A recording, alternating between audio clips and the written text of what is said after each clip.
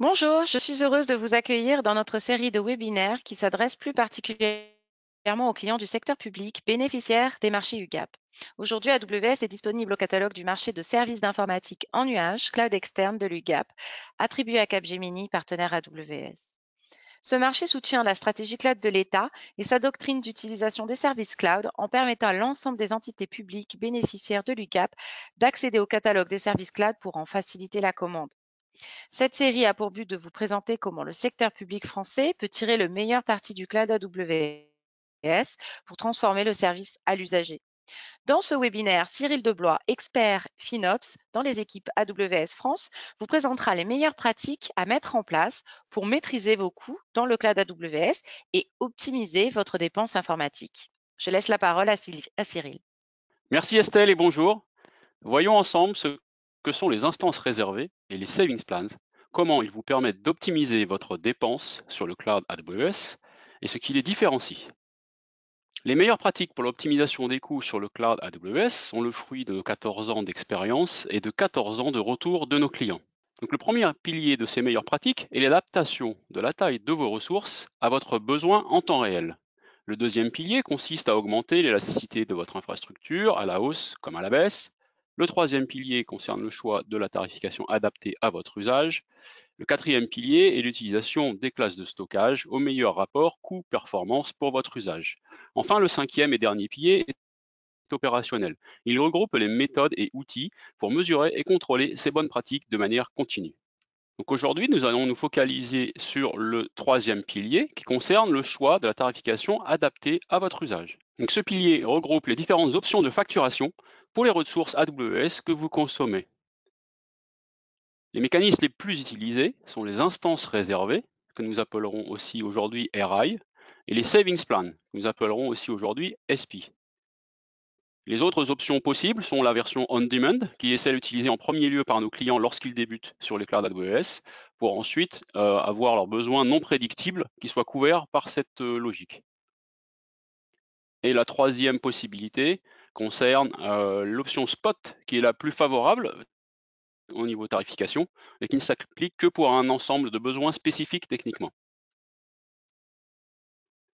Alors pourquoi spécifiquement celle-ci? Donc on a parlé des instances réservées et du savings plan. Pourquoi choisir de vous les présenter spécifiquement aujourd'hui? Donc on voit ici que l'ensemble des mécanismes de réduction des coûts chez AWS, donc il y en a quelques-uns, ils s'orientent dans des dimensions qui sont entre la capacité à impacter le coût par rapport à une autre dimension qui est la complexité. Et on se rend compte en fait que les savings plans et les RI, elles se trouvent à un endroit qui est le plus favorable en termes d'impact par rapport à une complexité faible. Donc on considère que c'est un des premiers mécanismes à adresser chez vous si vous voulez réduire les coûts avec une complexité assez faible. Donc c'est pour ça que nous abordons ce sujet aujourd'hui. Commençons par ce que sont ces instances réservées et savings plans. En fait, ce sont comme des carnets de coupons de réduction. Donc chaque RI ou savings plan représente un coupon de réduction par heure par ressource, ça c'est pour les RI, ou par heure tout simplement pour les savings plans, avec un engagement sur la durée de la RI ou du savings plan. Donc, par exemple, un savings plan de 1 an représente 24 fois 365 coupons horaires.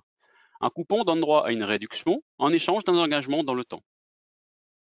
Chaque coupon individuel expire à la fin de chaque heure, et les RI et les SP sont des mécanismes financiers appliqués à votre infrastructure.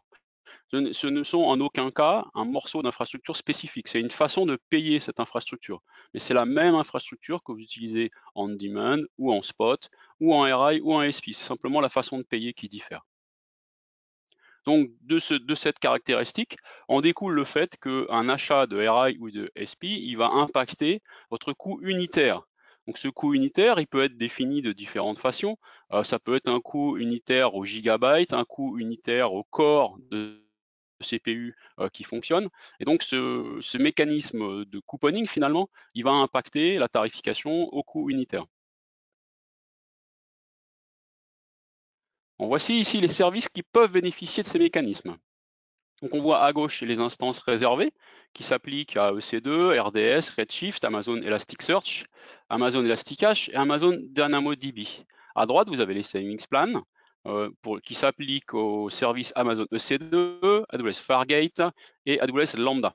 Donc il y a une petite différence sur les types de services qui peuvent bénéficier de ces mécanismes, en remarquant que seul Amazon EC2 potentiellement peut bénéficier des deux mécanismes, soit des instances réservées, soit des savings plans. Pas les deux simultanément, l'un et l'autre. En pratique, on conseille pour la partie compute, donc tout ce qui est à droite, Amazon EC2, Fargate et Lambda, on conseille d'utiliser plutôt des savings plans, les instances réservées étant un mode un petit peu plus ancien de discount qui est plus intéressant sur la partie savings plan, notamment en termes de sa flexibilité. Par contre, pour les autres services, il est toujours utile d'utiliser les instances réservées. Quels sont les éléments qui influent sur le niveau de réduction? Donc ils sont de différents ordres, vous les voyez ici sur l'écran. Donc à gauche, vous avez ceux qui vont influer plutôt à la baisse sur le niveau de réduction, et ceux à droite vont influer plutôt à la hausse sur le niveau de réduction.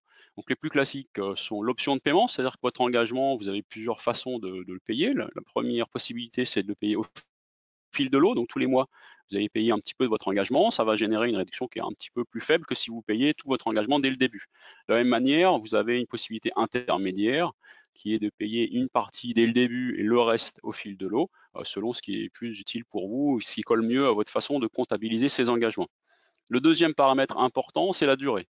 Si vous engagez sur un an, vous aurez un niveau de discount un petit peu inférieur à celui d'un engagement sur 3 ans, bien entendu.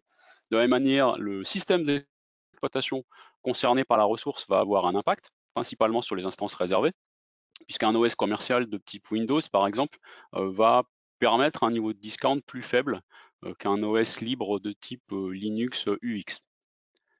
Ensuite, la génération des instances elles-mêmes ou de la ressource concernée va aussi jouer un petit peu, c'est-à-dire que plus votre ressource aura une génération ancienne, moins son discount sera élevé.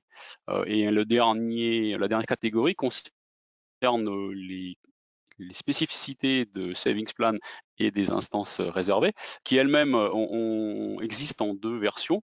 Donc une version convertible pour les instances réservées et une version standard. La version convertible est plus souple, mais apporte un niveau de discount légèrement plus faible. De la même manière, pour les instances Savings Plan, vous avez Compute Savings Plan et de l'autre côté EC2 Instant Savings Plan.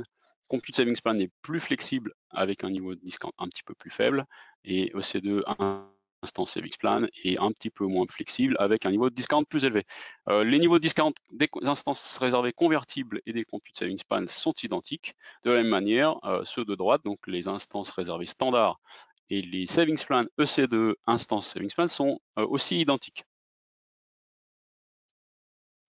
Donc on parle de ces niveaux de réduction. On va un petit peu voir dans quel ordre de grandeur est-ce qu'ils se trouvent. Donc vous voyez ici la liste de l'ensemble des ranges de discount. Donc, comme je l'expliquais juste avant, la différence entre, par exemple, la première ligne entre 10% et 72%, ce sont les paramètres que nous avons évoqués juste avant. Donc, la durée, le type d'OS, ce genre de choses, la façon dont vous payez l'engagement, c'est ce qui va faire varier de 10% à 70% le niveau de discount. Donc, quand vous allez sélectionner votre instance réservée ou votre savings plan, vous allez jouer sur ces paramètres pour obtenir le niveau de discount qui vous convient. Ou inversement, vous allez rentrer les paramètres qui correspondent à votre environnement et vous pourrez voir du coup le niveau de discount. Alors comment choisir et acheter vos RI et vos savings plans? Alors tout simplement, AWS va vous fournir des éléments précis et détaillés concernant les possibilités d'achat et d'optimisation de vos coûts basés sur votre historique de consommation. À partir de ces éléments, vous allez pouvoir vous engager pour l'ensemble de ces recommandations ou une partie, si vous estimez que ça fait plus sens par rapport à ce que vous souhaitez faire, et pouvoir bénéficier de ces réductions dès l'engagement établi. Derrière, une fois cet engagement établi, vous allez utiliser des outils qui vont vous permettre de suivre votre investissement et de contrôler les économies qu'il génère. Quels sont les comptes AWS qui peuvent bénéficier de ces réductions?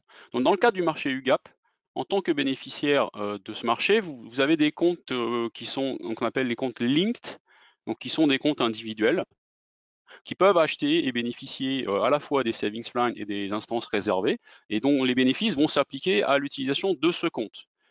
Donc, dans le cadre du marché UGAP, en tant que bénéficiaire de ce marché, vos comptes AWS Linked peuvent acheter et bénéficier individuellement des réductions générées par des instances réservées ou des savings plans au niveau de l'utilisation de chaque compte. Je vous remercie de votre attention. Estelle, je te redonne le micro. Merci pour cette excellente présentation. J'espère que ce webinaire vous a plu et a répondu à vos attentes. N'hésitez pas à nous le faire savoir et à nous partager vos commentaires dans le questionnaire de satisfaction que vous recevrez à la suite de ce visionnage. Nous sommes à l'écoute de votre avis pour faire évoluer nos services au plus proche du secteur public français. Si vous voulez des détails complémentaires, contactez-nous à l'adresse info-ugap@amazon.com. Je vous remercie de votre attention et à bientôt.